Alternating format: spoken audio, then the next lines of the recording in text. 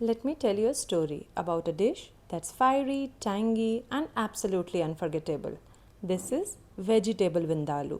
The roots of this dish go all the way back to Goa, where local cooks took inspiration from a Portuguese marinade called vinha, made with vinegar and garlic, and fused it with Indian spices to create something truly iconic. Over time, this marinade turned into a rich, tangy curry bursting with heat, depth, and tradition. And today, we are giving it a delicious vegetarian twist. So, we'll start by prepping the vegetables. Cauliflower florets 1 cup, carrot 1 large thinly sliced, French beans 10 to 15 cut into 1.5-inch pieces, green peas 1 by 4th cup, potato 1 large cubed, onions 2 sliced lengthwise, and paneer 100 grams cubed. Done? Great. So we'll set it aside now. Now comes the mix that makes the dish what it is. Not just some red curry, but vindaloo.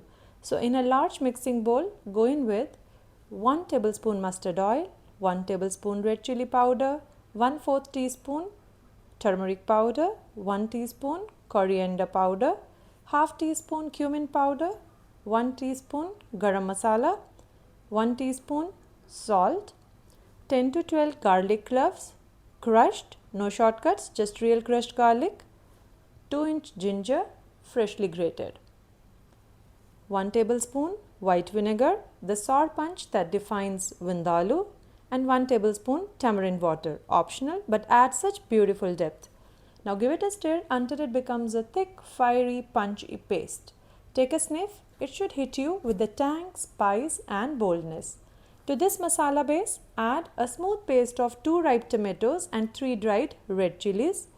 Mix this tomato chili paste right into your masala bowl. Now it's rich, red, glossy and ready to coat anything in delicious rebellion. Add all your chopped vegetables and paneer into this masala.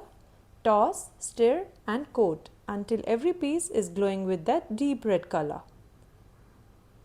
Now we'll cover the bowl and let this sit for at least 1 to 2 hours. Sure, you can skip the marination if you're in a rush, but trust me, this little nap is where the magic happens. The longer they sit, the deeper the flavor. Now let's fire up the stove and get this masterpiece cooking.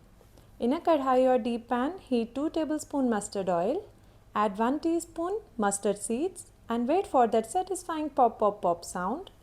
Now pour in the entire marinade mixture, all the vegetables, all the masala straight in. Add about half a cup of water to help it all cook down into a curry, not too soupy. Vindaloo is meant to be thick and rich. Now stir it well. Now we'll cover the pan with a lid, turn the heat to low and let it simmer for 20 to 25 minutes.